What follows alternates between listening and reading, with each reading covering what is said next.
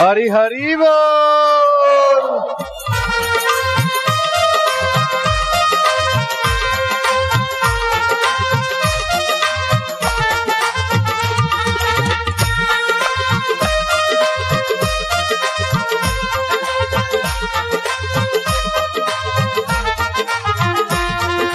जय सिया राम, जय जय सिया राम, जय सिया राम, जय जय सिया राम। हरि हरि बोल, हरि ओम, हरि ओम, हरि ओम, हरि ओम।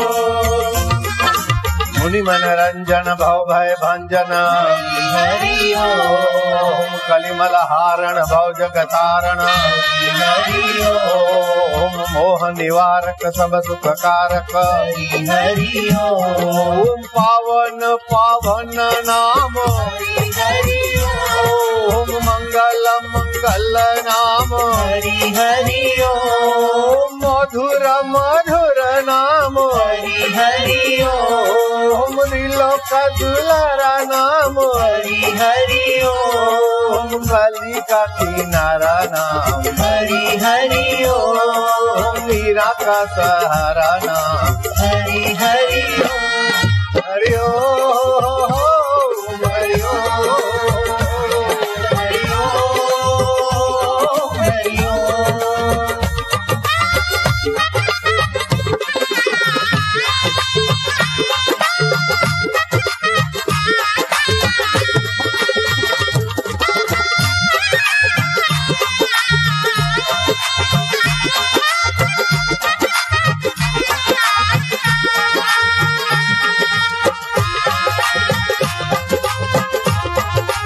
जय हो।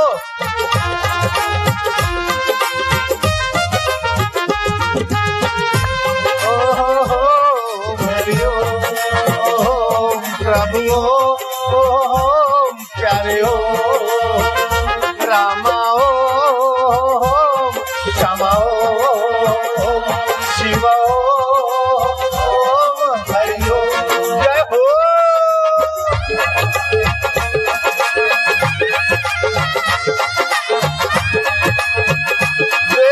हरि बोल।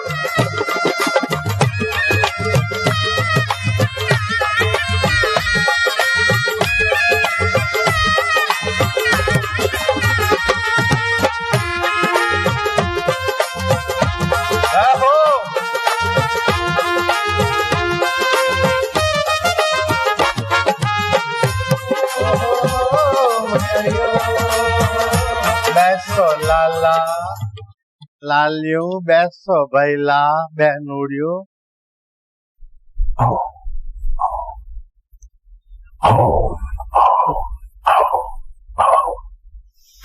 बात 72 કરોડ 72 લાખ નારીઓને પવિત્ર થવા દો, તમારા મન અને મતિને પાવન થવા દો। ઓમ ઓમ ઓમ।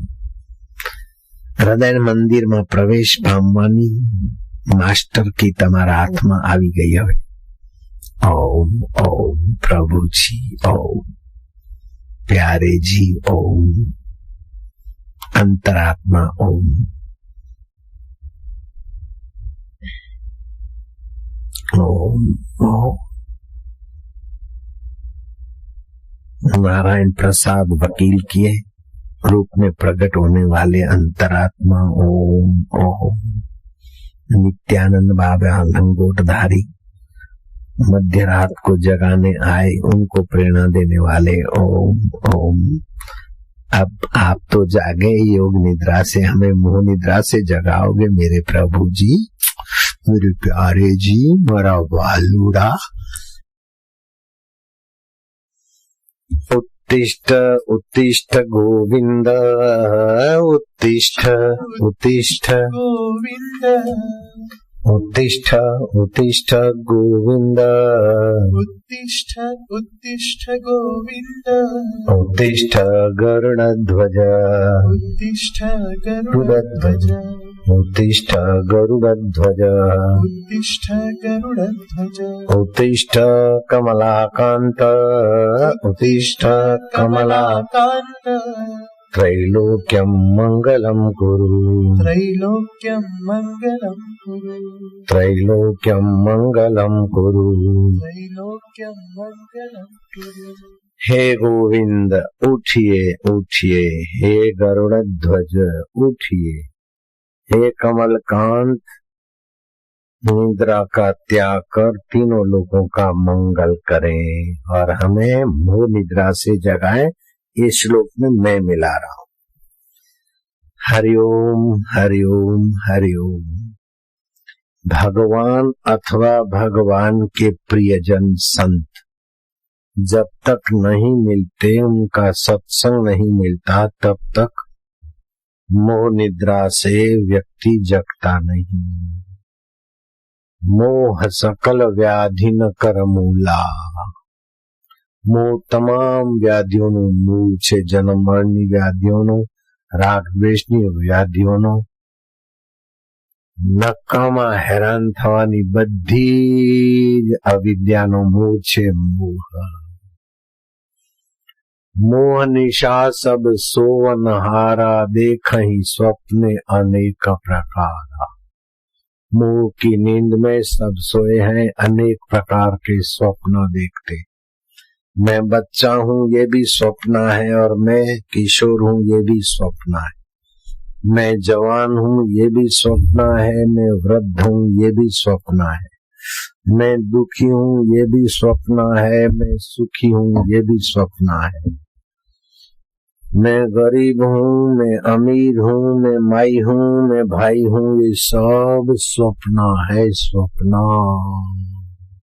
भगवान शिव जी कहते हैं, उमा कहूँ मैं अनुभव अपना, सत्य हरि भजन जगत सब स्वप्न। मैं बड़ौदा वासी हूँ, मैं कलकत्ता वासी हूँ, मैं मुंबई वासी हूँ, હું બોરસદ વાસી। स्वप्न છે ભાઈલા, तो मोड़ा भागन स्वप्न स्वप्न, ये सब स्वप्न है। वास्तव में स्वप्न को जानने वाला सच्चिदानंद परमात्मा अपना है, बाकी सब स्वप्न है। बचपन स्वप्न की नाई बीत गया, जवानी स्वप्न की नाई बीत गई। जवानी में न जाने किस किस तरंग पे नाते थे, न जाने कौन कौन तरंगों पर रवाना हो रहे थे, हावी हो रहे थे। मैच देखने जाएंगे, वो जीता, वाह वाह बहुत मजा आया, ये हारा मजा आया, ये आया मजा आया, लेकिन सारे मजे स्वप्न में सरक गए। हाई स्कूल पास हो गए, आहा निरात, लेकिन कॉलेज में एडमिशन नहीं मिलता, टेंशन। एडमिशन मिला, हाय शांति। पेपर आ गए, हाय हाय। अच्छे मार्क आए, वाह वाह। कुछ एक विषय में नपास जैसा हो गया, हाय हाय। ये सब वाह वाह हाय हाय, दुखी सुखी सब स्वप्न हो गए। फिर जॉबर बन गए, नौकरी मिली, शादी विवाह हुआ, दूल्हा बने, वर घोड़ो, वर मटी માંડવે ગયા, પછી વર મટીને ઘોડો થયો, ગાડી ખેંચી લાવ્યો। આખી જિંદગી તાંતા ભાઈ ગરડા થયા કે હવે કેમ છે કે કઈ સાર નથી। હવે કાકા થયા કે સાર નથી, પણ સાર અસાર ને જોનારો સચ્ચિદાનંદ પરમેશ્વર આપણું આત્મા છે, ન જાણ્યું ત્યાં સુધી બધા સ્વપ્નમાં जीवननी मुख्य धारा बहती थी गई। स्वप्न से जगाने के लिए भगवान ने सुंदर व्यवस्था की है। अनुकूलता आती है तो आपका उल्लास उत्साह बढ़ाती है, प्रतिकूलता आती है तो आपका विवेक जगाती है। अनुकूलता आकर आपको उदार बनाती है, पर दुख कातरता का सद्गुण जगाती है। प्रतिकूलता आकर आपको विवेक वैराग्यवान बनाती है। भगवान कहते अनुकूलता में जो आसक्त होता है वो अनुकूलता में फंसता है, और प्रतिकूलता में जो उद्विग्न होता है वो प्रतिकूलता में फंसता है। कृपानाथ भगवान ने अनुकूलता और प्रतिकूलता ये सभी के जीवन में दे रखी है, और इनका फायदा उठाने की तरकीब भी गीता के दूसरे अध्याय के 56वें श्लोक में दे रखी है। आप उच्चारण करना, भगवान के श्रीमुख से जो निकला है वो प्रबोधनी एकादशी के दिन आपके मुख से निकले। दुखेषु अनुद्विग्न मनः, दुखेषु अनुद्विग्न मनः, सुखेषु विगत स्पृहा, सुखेषु विगत स्पृहा, वितराग भय क्रोध, स्थितद्धि मुनिरुच्यते, स्थितद्धि मुनिरुच्यते। दुखों की प्राप्ति होने पर जिसके मन में उद्वेग नहीं होता, क्योंकि दुख भी सरक जाएगा, स्वप्न की नहीं। दुख को इतना समय नहीं कि तुमको दुखी करने के लिए रुका रहे, वो एक परिस्थिति आई, मूढ़तावश परिस्थिति को अपने में आरोपित करके हम दुखी होते हैं। उद्विग्न मत हो, दुखद परिस्थिति आई है आपको विवेकी बनाने के लिए, वैराग्यवान बनाने के लिए, संयमी बनाने के लिए। सुख में तो व्यक्ति आसक्त होकर फंस सकता है, लेकिन दुख में आसक्ति नहीं होती। दुख में तो व्यक्ति सजाग होने के लिए परम सौभाग्य मानकर दुख आए तो उसका स्वागत करना चाहिए कि चलो विवेक जगाने का समय आया, पाप नाश कराने के लिए दुख आया है, अपने वालों की परीक्षा के लिए भी दुख आया है, खुशामद खोरों की पोल खोलने के लिए भी दुख आया है, मस्का पॉलिश करके उल्लू बनाने वालों से बचने के लिए भगवान ने दुख दे दिया। वाह! तो दुख में तो विवेक जगे, वैराग्य जगे, सूझबूझ जगे, सजगता जगे, और सुख में विवेक सोए, वैराग्य सोए, आदमी भोगी हो जाता है। बड़े आश्चर्य की बात है, जो फंसाने वाला सुख है उसको पाकर, फंसाने वाली परिस्थिति को पाकर व्यक्ति अपने को भाग्यशाली मानते हैं, और फसान से निकालने वाली परिस्थितियां पाकर व्यक्ति अपने को अभागा मानते। अभागा तो वो व्यक्ति है कि जिसके जीवन में प्रतिकूलता नहीं आई। अभागा तो वो व्यक्ति है कि जिसके जीवन में असुविधा नहीं आई, जिसके जीवन में सत्संग नहीं आया, सदगुरु का ज्ञान नहीं आया, सजगता नहीं आई, वो अभागा है। प्रतिकूलता आई तो ये दुर्भाग्य नहीं मानना चाहिए, अपितु प्रतिकूलता की अपेक्षा अनुकूलता आई तो समझ लेना कि दुर्भाग्य का खतरा आया। श्री कृष्ण कहते हैं कि अनुकूलता में आसक्ति मत करो कि ऐसी परिस्थिति बनी रहे, मान मिलता रहे, भोजन ऐसा बना रहे, हा हा हा, है फूल रोज मिलते रहे। अरे मिल गए तो मिल गए, चल गए तो चल गए, तुम इनसे ऊपर हो, इनको महत्व देकर इनका महिमा तुम बढ़ाते। ये मिठाई बहुत बढ़िया है, तुम अपनी मिठास डालते, अपनी मधुरता डालते, ये चीज बहुत बढ़िया है, अपना बड़प्पन डालते। तुम ऐसे चैतन्य वपु हो कि जिसके प्रति प्रीति से देखते वो प्रेमास्पद हो जाता है, जिसके प्रति रसमय दृष्टि से देखते वो रसमय हो जाता है, जिसके प्रति अपनत्व की नजर से देखते हो तो अपना हो जाता है। तुम ऐसे सजाग सज्जन चैतन्य हो, खाम खा इन वस्तुओं को महत्व देकर दीनताहीनता की जंजीरों में अपने को मत बांधो। दुखेषु अनुद्विग्न मना, दुख में उद्विग्न मन को मत होने दो, और सुख में लंपटुता को छोड़ दो, तो सुख भी साधन हो जाएगा, दुख भी साधन हो जाएगा। आप साध्य को पा लेंगे। साध्य क्या है कि जो सुखाकार वृत्ति है, दुखाकार वृत्ति है, वो चित्त में पैदा होती है। सुखद दुखद परिस्थितियों के पास समय नहीं कि आपको दुखी करने के लिए सुखी करने के लिए ठहरे। परिस्थितियां तो आके चली जाती है, लेकिन मूढ़ता से हम प्रारब्ध से, प्राकृतिक व्यवस्था से, ईश्वर की व्यवस्था से, ऋतु सीजन के अनुसार सुख दुख ठंडी गर्मी आते हैं, लेकिन मैं सुखी हूँ, मैं दुखी हूँ, ये मूढ़ता करे अथवा तो सजाग हो जाए कि मैं इनको देखने वाला हूँ, मैं साक्षी हूँ। हम हैं अपने आप हर परिस्थिति के बाप, हर परिस्थिति के बाप स्वभाव में जग गए तो अनुकूलता भी साधन, प्रतिकूलता भी साधन।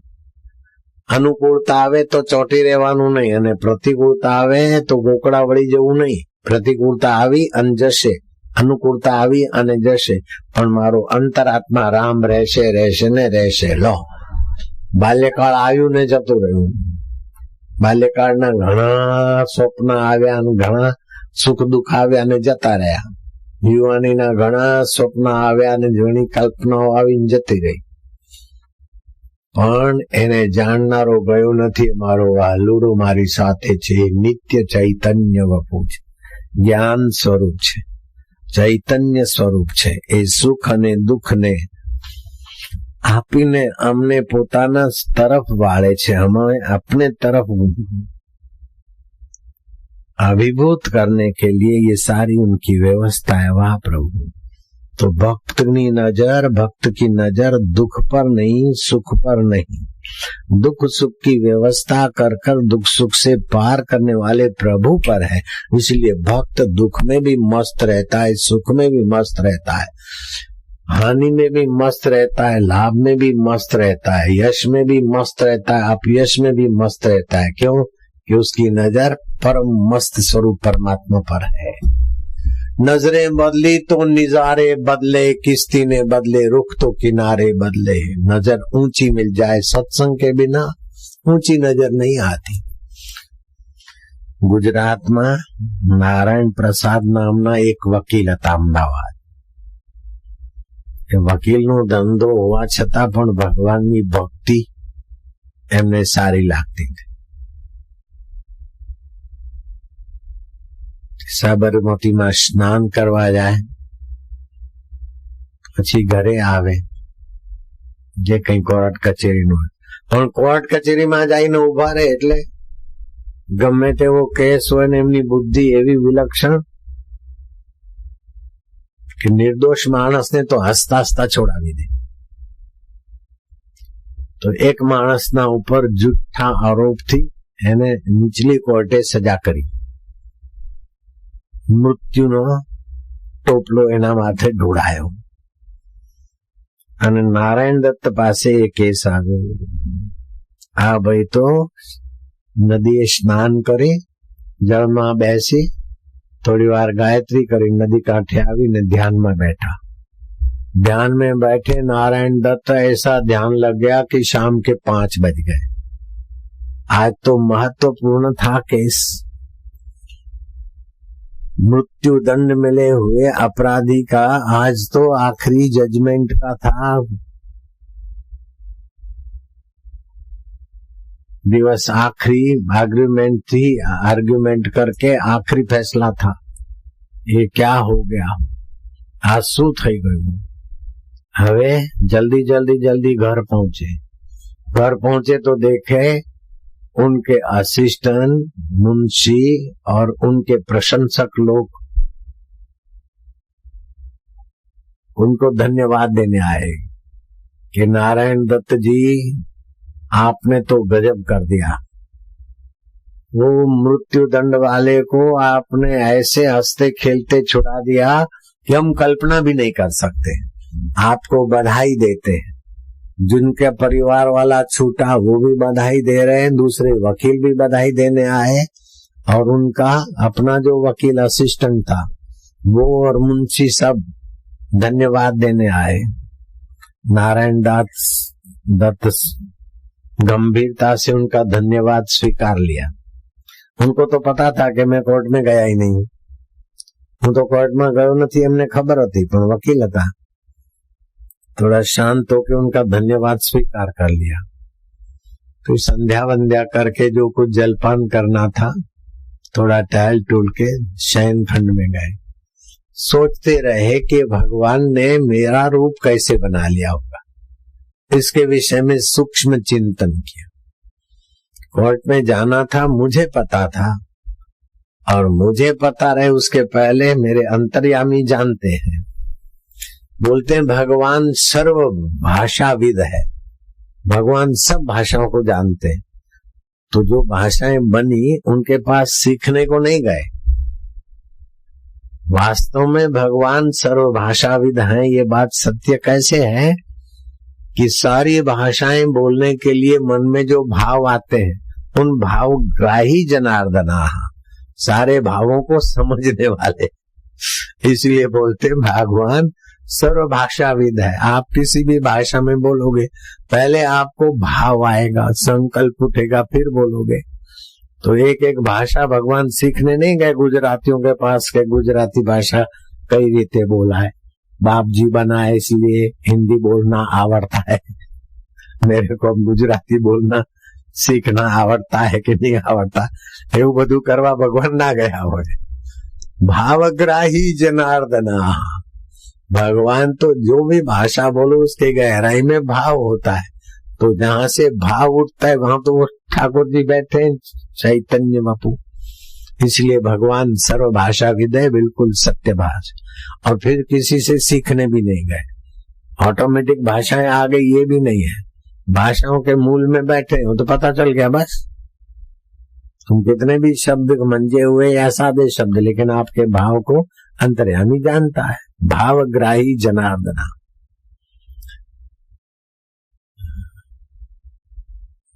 भावो ही विद्यते देवो न लोष्टे काष्टे पाषाणे च। शास्त्र में चर्चा चली कि देवता का विग्रह होता है कि नहीं होता, देव ने शरीर होय छे कि नहीं होय। तो बધી चर्चा करता करता देवने साकार शरीर होતું જ નથી, विग्रह होતું જ નથી। भावग्राही, તમારા ભાવથી જે દેવ ઉત્પન્ન થાય, તમારા અંતર્યામી ચૈતન્યમાં જે દેવની ભાવના થઈ હોય એ દેવ ત્યાં બહાર ઉભો થાય છે।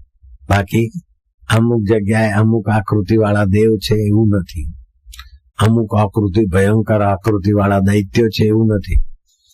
ભયંકર વૃત્તિના આકૃતિઓ બનાવી મનુષ્ય અને સૌમ્ય વૃત્તિની આકૃતિઓ બનાવી મનુષ્ય અને સમજણ પાડવા માટે આ દેવ છે અને આ દાનવ છે, આ અસુર છે, આ રાક્ષસ છે।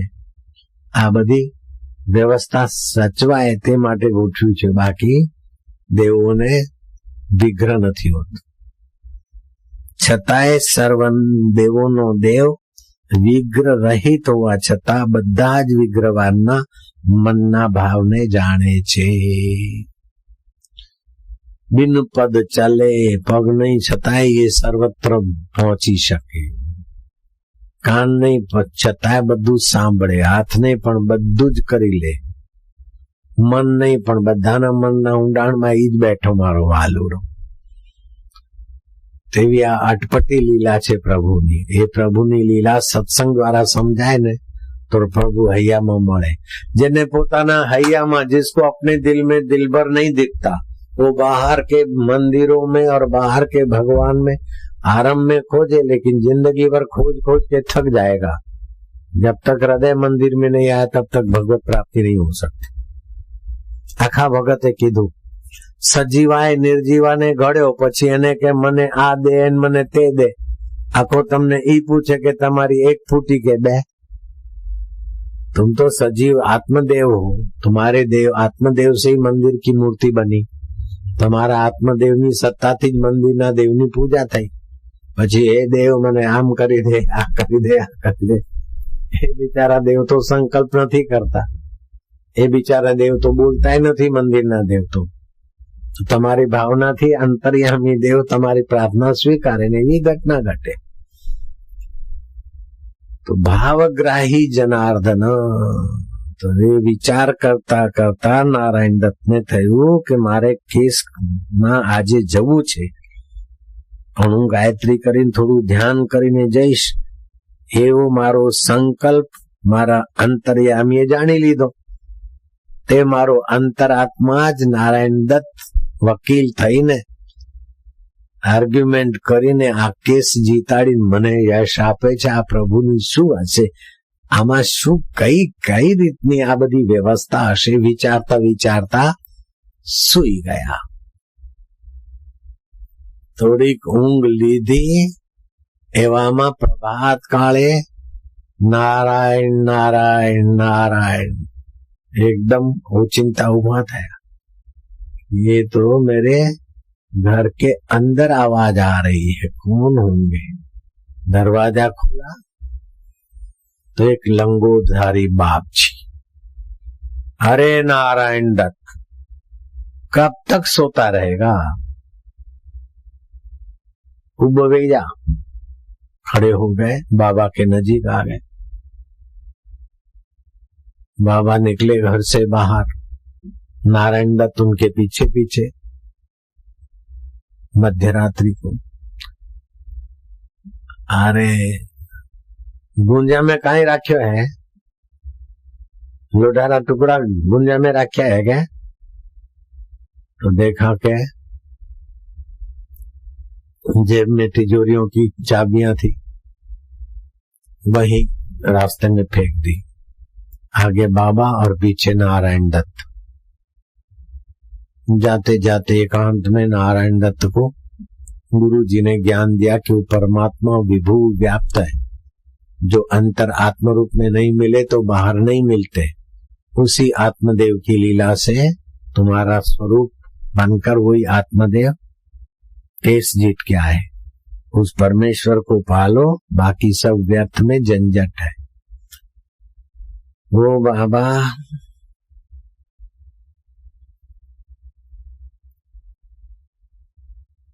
अहमदाबाद इंदौर के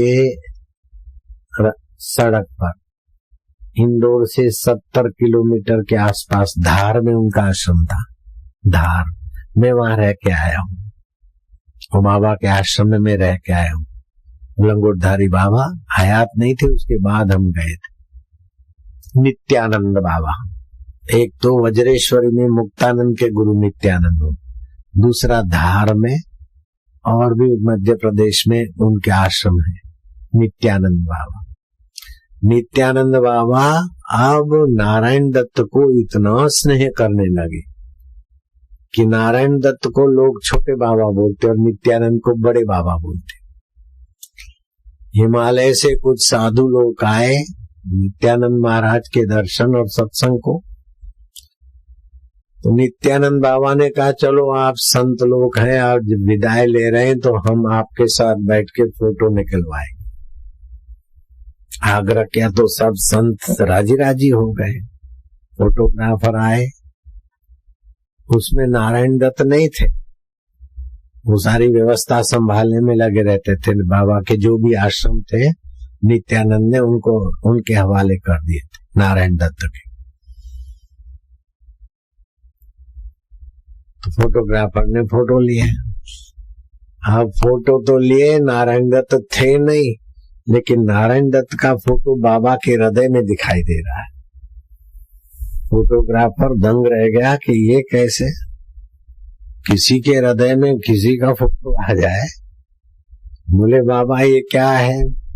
बोले मैं काई करूं, वो मारा हृदय में बैठ गया तो मैं काई करूं. मतलब राजस्थान का शरीर था. तो ये मन में जिसकी तीव्र भावना होती वो हृदय में भी दिखाई देता है. तो नारायण दत्त की तीव्र प्रीति भावना थी तो हृदय में फोटो में नारायण दत्त है. राम सुखदास महाराज जी का राम राम में तीव्र भावना थी तो बड़ी उम्र थी, 99 वर्ष के आसपास, 98-99. तो ब्लड टेस्ट के लिए गया तो ब्लड में भी राम राम के परमाणु दिखाई दिए. किसी के साधक के हृदय में, हमारे कई साधकों के हृदय में ओमकार मंत्र की, हरिओम मंत्र की माता है. तो बैंगन काटते तो ओमकार दिखता है, रोटी बनाते तो ओमकार उभरता है. कि पत्ते को देखते हो तो उस पत्ते में ओमकार दिखाई देता है. तो आपकी जैसी तीव्र भावना होती है भगवान के प्रति, तो राम मंत्र, ओमकार मंत्र, ये मंत्र अजपा गायत्री है, अनहद नाद है, तो उनकी असर सीधी पड़ती और दिखाई भी देती। तो नित्यानंद बाबा नारायण दत्त को नारायण नारायण बोलते थे। नारायण भी तत्व रूप से आत्मदेव है, तो नारायण उनके हृदय में आकृति वाले नारायण दत्त दिखाई दिए। फोटोग्राफर को आश्चर्य होगा। बाबा के जीवन में बहुत सारी आध्यात्मिक चमत्कारिक घटनाएं घटी, लेकिन बड़े में बड़ा चमत्कार ये कि बाबा इन सब चमत्कारों को ऐहिक मानते थे। सारे चमत्कार जिस सत्ता से होते हैं उस परमात्मा आत्मा को मैं रूप में जानते थे। तो गुजरात के नारायण प्रसाद वकील होने के बावजूद भी कोर्ट कचहरी में केस में तो अच्छे, कोई ऐसा उनके पास केस शायद गया होगा कि निर्दोष हो और फिर छूटे नहीं, तो प्रखरता थी। तो ध्यान भजन करने से आपका पेशा बिगड़ता नहीं, ध्यान भजन करने से आपकी बुद्धि में भगवान की विलक्षण लक्षण वाली शक्ति आती है। तो धार के आश्रम में नित्यानंद महाराज के सारे आश्रम संभालने वाले छोटे बाबा नारायण प्रसाद, उनको नारायण प्रसाद नहीं बोलते थे, छोटे बाबा बड़े बाबा। अब बड़े बाबा हो गए गुरु और छोटे बाबा दिखाई देते हैं शिष्य। वास्तव में तत्व रूप से छोटे बाबा मानते थे कि गुरु का आत्मा नित्य व्यापक विभू है, चैतन्य, और मैं भी वही हूँ। तो बड़े बाबा भी मानते थे कि नारायण दत्त का शरीर और मेरा शरीर भिन्न दिखता है, लेकिन चिदानंद आकाश दोनों में एक स्वरूप है। तो आप लोग भी इन महापुरुषों की जीवन लीलाओं से, घटनाओं से अपने जीवन में ये दृढ़ करो कि हरि व्यापक सर्वत्र समाना, प्रेम ते प्रगट हुई में जाना। भगवान व्यापक है, विभु है, उनके लिए जिनके हृदय में प्रीति होती है तो उनके हृदय में वो प्रकट होते हैं अथवा उनके कार्य संवारते हैं। गुरुवाणी में आया, संतों के कारज प्रभु आप संवारिया राम राजे। आपके चित्त की डोर विश्रांति पाले। जैसे आज प्रबोधनी एकादशी को भगवान नारायण 4 महीने विश्रांति योग में से उठे हैं। आज के दिन कपूर की आरती कर लोगे तो अकाल मृत्यु से, एक्सीडेंट से, आतंक आदि से सुरक्षित रहोगे। वृत्ति विराम पाती है। आप ऐसा कुछ सीख लो। तुम्हारी कथा कहने की मैंने कही, भागवत की तो सुनोगे, गीता की तो सुनोगे, लेकिन तुम अपनी कथा सुनो कि आपका अंतरात्मा परमेश्वर में आप विश्रांति पाई। हरि ओम का दीर्घ उच्चारण करोगे तो संकल्प विकल्प रहित उतनी देर आएगी। ऐसा 10 मिनट अगर आप उच्चारण करते और फिर बैठते तो आपकी वृत्ति विराम के रास्ते जाएगी।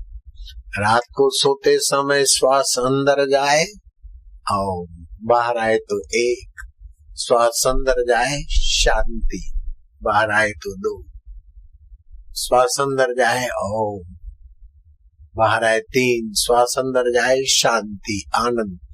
आपकी वृत्ति अंतर्यामी भगवान में विराम पाती जाएगी तो आपकी नींद जैसे नारायण 4 महीना योग निद्रा में चले जाते, ऐसे आपकी नींद भी योग निद्रा में कुछ अंश में बदल जाएगी। तो आपकी भक्ति की यात्रा सोए सोए भी हो जाएगी। भक्ति बहुत सरल है, लेकिन जिनको संसार सच्चा लगता और विषय विकार भोगना चाहते उनके लिए भक्ति कठिन है, वरना तो भक्ति जैसा सुगम मार्ग नहीं है। जब संत अनुकूल हो जाए और भगवान की कृपा से सत्संग मिल गया रिझे जब रघुनाथ तब देवे साधु संगति। तुम्हारे किसी सत्कर्म से अंतर्यामी प्रसन्न हुए तब आप साधु की संगति में आ सकते। जब साधु संगति मिली तो फिर भक्ति महारानी तो सहज में मिलती। बाज पे यज्ञ करने वाले तो ब्राह्मण अधिकारी हैं, अमुक यज्ञ करने वाले अमुक अधिकारी हैं, योग करने वाले योगी अधिकारी है। सामान्य आदमी योग में नहीं कर सकता, लेकिन भक्ति तो सभी कर सकते। तो ये भक्ति की आज से दृढ़ता कर लो। श्वासोश्वास की उपासना करेंगे। जिस कमरे में सोएंगे उस कमरे में पहले सात्विक वातावरण के लिए सात्विक फूल रख देंगे, दिया जगा देंगे अथवा कोई धूप बत्ती कर देंगे। उससे भी अच्छा है कि गाय के गोबर का कंडे का कभी धुआं घर में करे तो घर में सुख शांति रहे। खड़ा नमक मिलता है 1.5-2 रुपए किलो, उस नमक का पोछा घर में करने से नकारात्मक एनर्जी चली जाती और घर के लोग में सुख शांति रहती। रसोड़े में बैठकर घर के लोग ओम शांति हरिओम शांति जप करके थोड़ी देर फिर भोजन करे तो घर का कंकास दूर होता है। 1 लोटा पानी भर के घर का मुख्य व्यक्ति पलंग के नीचे रखे और सुबह पीपल में, तुलसी में अथवा किसी वृक्ष में डाल दे। और नमक का पोता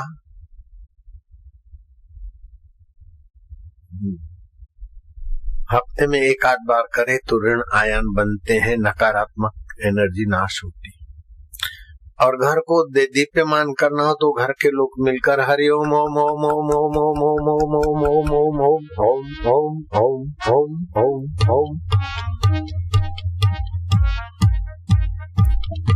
ओम ओम ओम हरि ओम ओम ओम ओम ओम ओम प्रभु ओम ओम ओम ओम ओम ओम प्यारे ओम ओम ओम ओम ओम ओम रामा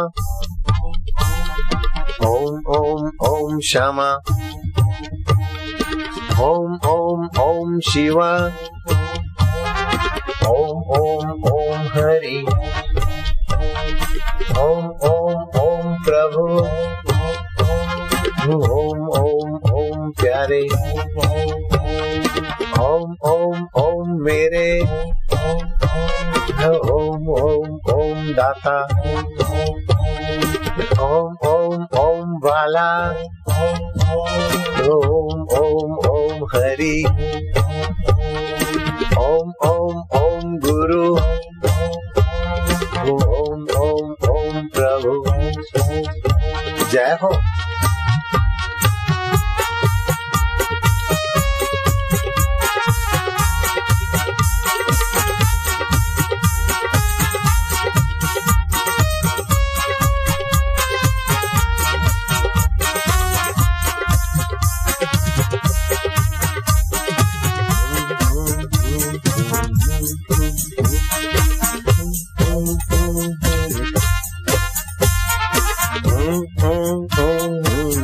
होठ बंद।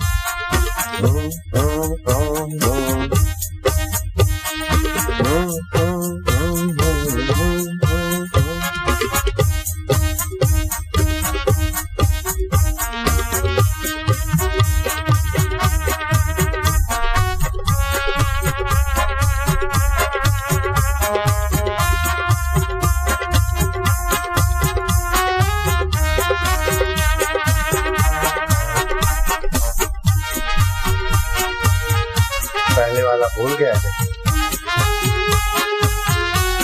ओम ओम ओम ओम ओम ओम ओम ओम ओम ओम प्रभु जी ओम प्यारे जी ओम मेरे जी ओम वालुड़ा ओम आनंद देवा माधुर्य देवा मम देवा प्रभु देवा ओम ओम।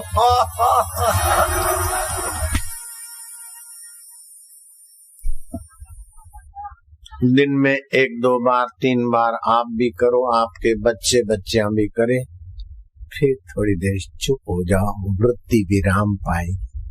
इसको विश्रांति योग बोलते हैं। ऐसा कोई सामर्थ्य नहीं कि आत्म विश्रांति से उसका प्रागट्य न हो। प्रार्थना करते करते भी जब चित्त विश्रांति पाता है तब प्रार्थना फलती है। विश्रांति से भगवत प्रसाद आता है। प्रसादे सर्व दुखा नाम हानि रस्य उपजायते प्रसन्न चेतसो यासु बुद्धि परिनिदिष्टते। सुबह बताया था कि जे मार्गन ने कहा, विज्ञानी ने, कि ओमकार मंत्र हिंदुस्तान का बहुत पावरफुल है। जिगर के, पेट के, सिर के रोग मिटा दिए। मैंने हजारों लोगों के 3 सेंटर खोले ओमकार थेरापी। मैं जे मार्गन की इस रिसर्च को सच्ची मानता हूं, लेकिन इससे भी बड़ी बड़ी रिसर्च पहले हो चुकी है। और ओमकार मंत्र केवल जिगर को, पेट को अथवा मस्तक को ठीक करता है ऐसे नहीं, 72 करोड़ 72 लाख नाड़ियों में आध्यात्मिक ऊर्जा का संचार कर देता है। सुबह बताया था कि 7 जन्मों की दरिद्रता मिटाना हो तो 120 माला ओमकार मंत्र की जप करे। 7 सप्ताह तक 7 जन्मों की दरिद्रता मिट जाएगी और 7 जन्मों तक घर में दरिद्रता नहीं आएगी, 7 पीढ़ियों तक। इतना ही नहीं, ओमकार मंत्र की 120 माला करे और दुष्ट कर्म का त्याग करे, थोड़ा सत्संग सुने तो परमात्मा की प्राप्ति हो जाती है 1 वर्ष में। ओमकार मंत्र का जप, जिस मंत्र के साथ ओमकार जुड़ा है वो मंत्र सिद्धि प्रदायक हो जाता है। जैसे शिव मंत्र में ओम नमः शिवाय, हरि मंत्र में हरि ओम। ओमकार मंत्र की पाणिनि मुनि के अनुसार ग्रामरिकल 19 आध्यात्मिक शक्तियां जागृत होती है।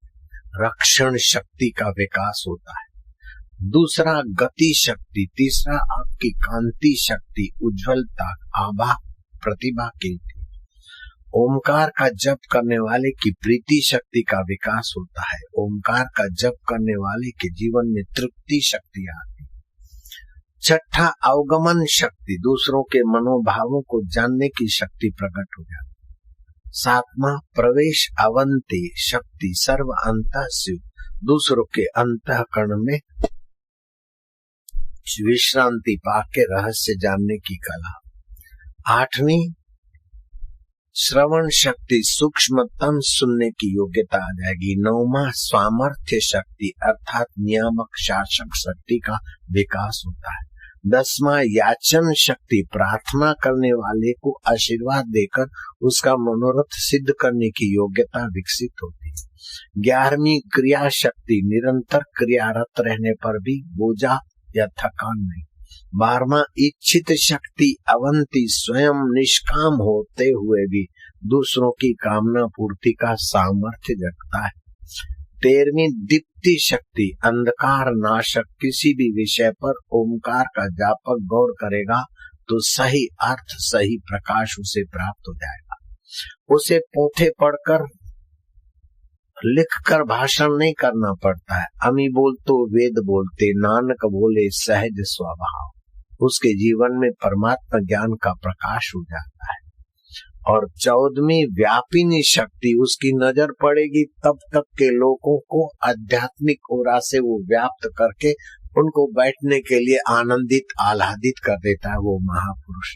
इसलिए शास्त्र कहते हैं साध जना मिल हर जस गाइए। व्यापिनी शक्ति। 15वीं होती है आलिंगनी शक्ति, अपनापन का एहसास। जो ओमकार की उपासना करते हैं उस महापुरुष को सभी लोग अपने लगते और सबको वो अपने लगते। अपने कुटुंब के तो अपने लगेंगे, पड़ोसियों को भी वो अपना लगेगा, अपनी जाति वालों को तो अपना लगेगा, गैर जाति वालों को भी अपना लगेगा, यहाँ तक कि मनुष्यों को तो अपना लगेगा, सांप को भी वो अपना प्रिय लगेगा। सर्प विशीले प्यार से वश में। ऐसी वो आध्यात्मिक ओरा जागृत होगी विश्रांति योग से। वृत्ति विराम पाती तो बड़ा अद्भुत खजाना उत्पन्न होता है। 16वीं हिंसा दुष्ट दमन शक्ति, अज्ञान नाशक शक्ति। हिंसक प्राणी आए, रीछ आ गए 5 राम तीर्थ पर, ओम ओम ओम, रीछ पूंछ दबा के भाग गए। मैं ऋषिकेश के आश्रम में 3-4 साल पहले की बात होगी, 5 साल। शाम को घूमने गया तो एक भूखा चीता जिसका पेट देखते ही दया आ जाए, वो यूं पसार हो गया, लेकिन लंबा चौड़ा था, बड़ा था। मेरे को उसने कुछ नहीं किया। उसका यूं जाना और मेरा यूं जाना 10-15 फीट का, 10-15 कदम का अंतर था। उसने मेरे को दूर से देखा होगा, मैंने उसको बाद में देखा, वो गुजर गया था। तो हिंसक दुष्ट प्राणी भी आपकी उस आध्यात्मिक ओरा से उस समय हिंसा रहित स्वभाव के हो जाते। 70वां है दान शक्ति, अर्थात बुद्धि के ज्ञान दान में, सत्संग के ज्ञान दान में, सूझबूझ के प्रीति के ज्ञान दान में आपका आध्यात्मिक बल काम आएगा। 18वीं शक्ति है भोग शक्ति, प्रलयकाल स्थूल जगत लीन होने के बाद भी आप अपने पर ब्रह्म परमात्मा स्वभाव में रहे। और 19वीं शक्ति है वृद्धि शक्ति, प्रकृति का संवर्धक, संरक्षक, धर्म की रक्षा करने की शक्ति। ये केवल ओमकार की उपासना ग्रामरिकल उच्चारण से इन शक्तियों के साथ आपका संबंध जुड़ जाता। ओम ओम। हमें मोह निशा से जगाना देव, हम आपकी शरण है मेरे प्रभु। ओम ओम। हमें काम क्रोध से बचाना मेरे प्रभु, लोभ मोह छल कपट से बचाकर तेरी प्रीति का दान देना मेरे प्रभु। ओम ओम।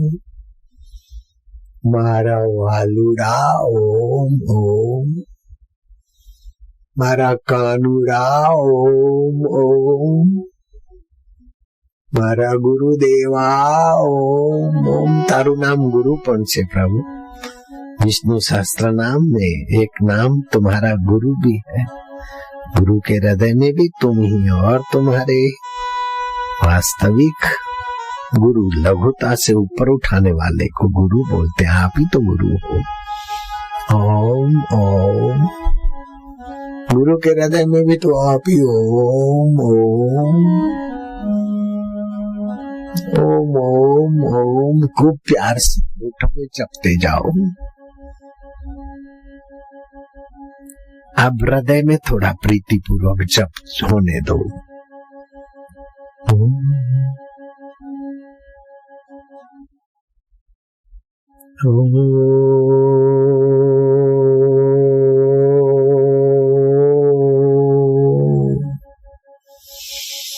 मन की चंचलता मिटाना बड़ी तपस्या है।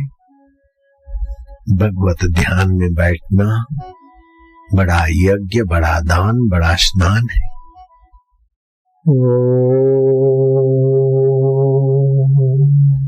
नारायण दत्त तो जप करते करते सुबह स्नान करने गए, शाम को 5 बजे तक ध्यानस्थ हो गए थे।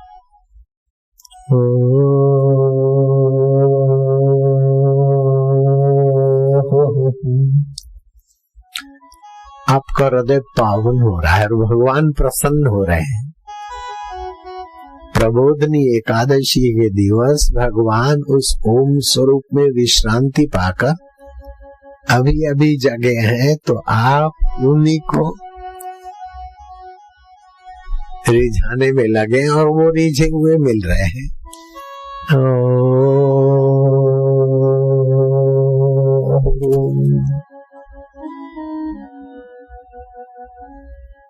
श्री कृष्ण यशोदा माँ के कान में बोलते हैं ओम। तो माँ भी बोलते हैं। यशोदा जो भगवान को यश दे, वो बुद्धि तुम्हारे पास अभी है, और अंतर्यामी कृष्ण भी अभी साथ में है। अभी आप होने दो कंठ में कन्हैया और यशोदा की लीला।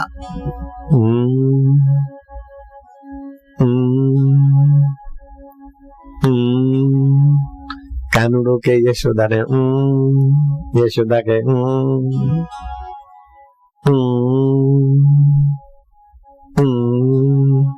તમને ગલગલિયા થશે, હૈયું હેતથી ઉભરાશે, પ્રેમા ભક્તિનો પ્રસાદ જાગશે। હું ભઈલા બહેનુડીઓ, હૃદય મંદિરમાં પ્રવેશ પામવાનો આજે પ્રબોધની એકાદશી, દેવજગી એકાદશી, अंतरात्मा देव ने जगाड़ो, तुम्हारा अंतरात्मा ने।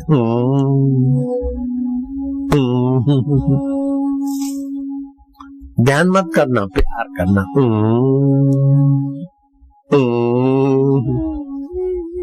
गलगलिया थशे, आनंद आनंद थशे।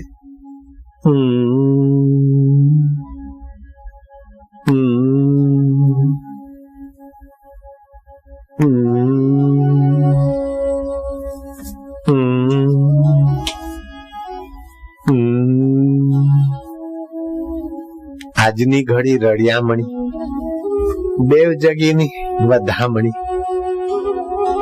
નારાયણ દેવ તો જાગ્યા, પણ અમારા અંતરાત્મ દેવ પણ આજે જાગી રહ્યા છે। અમને મોહ નિદ્રાથી જગાડી રહ્યા છો પ્રભુ। ગુરુના હૈયામાં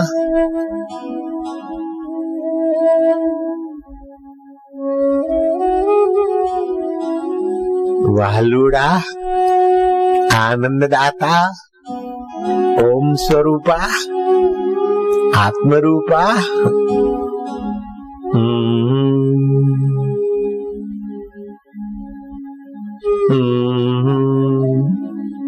खूब मजा આવી રહી છે।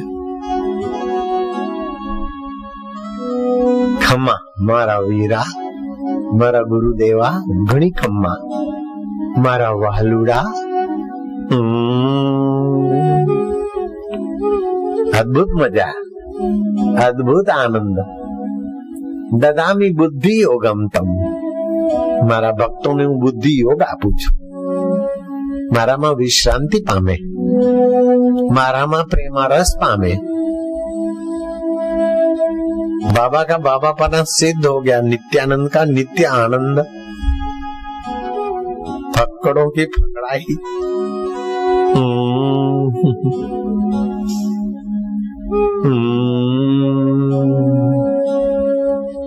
કોણ કહે છે કે રંગ નથી ચડતું? જુઓ ને બરોડા વાળાનું બેડલું તરતું ભૈલા।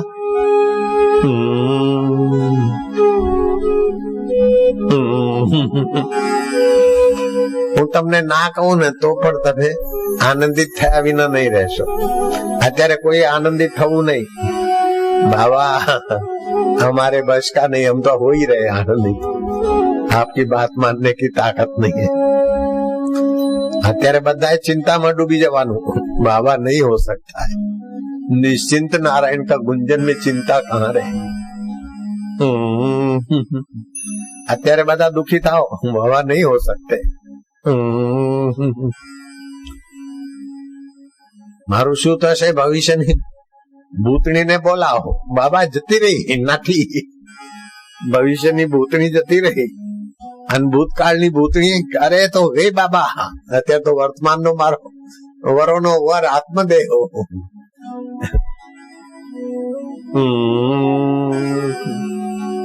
ऐसे वर को क्या वरू जो पैदा हो मर जाए। मैं तो वरू मेरे ओम स्वरूप आत्मा को, मेरा चूड़ा अमर हो जाए। शरीर के वर तो नाराज भी होते, मरते भी है। ये तो न नाराज हुए न मरे, शरीर मरने के बाद भी रहते। हम उसको वरण कर रहे। ओम भूर्भुवः स्वः तत्सवितुर्वरेण्यं भर्गो देवस्य धीमहि। हम उसी को वरण कर रहे जो हमारा है। हितेशी है।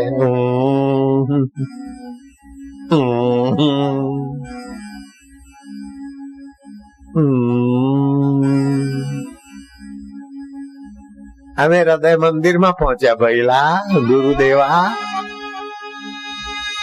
ઘણી ખમ્મા મારા વાલુડા।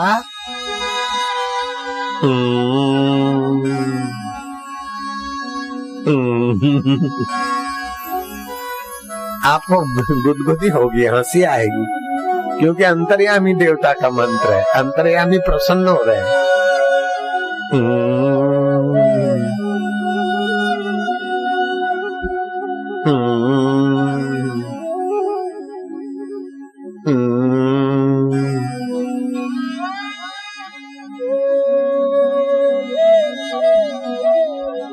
કોઈ જવું હોય તો જઈ શકો છો, પણ આવા અમૃતના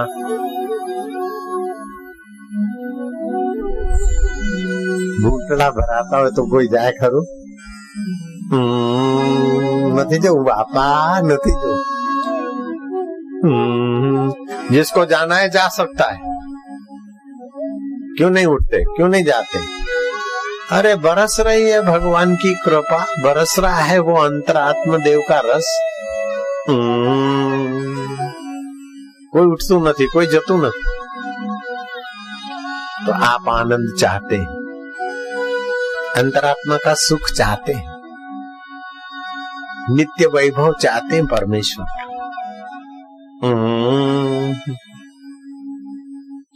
ओम ओम ओम ओम ओम ओम ओम ओम ओम ओम ओम ओम ओम ओम हरि ओम ओम ओम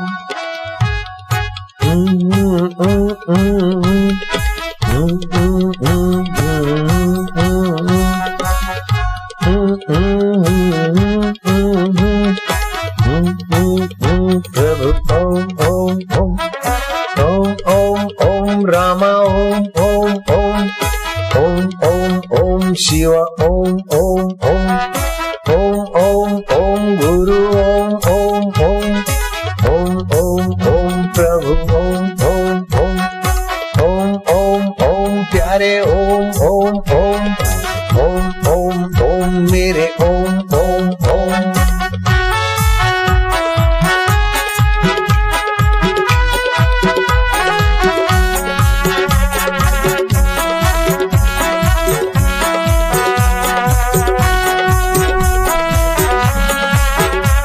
कल्पना न કરી શકીએ એટલું માધુર્ય મારા વાલુડા, મારા ગુરુદેવા। ओम ओम ओम ओम ओम ओम ओम ओम ओम ओम ओम ओम प्रभु जी ओम, प्यारे जी ओम, आनंद देवा ओम, माधुर्य देवा ओम, सर्वेश्वर देवा ओम, परमेश्वर देवा ओम ओम।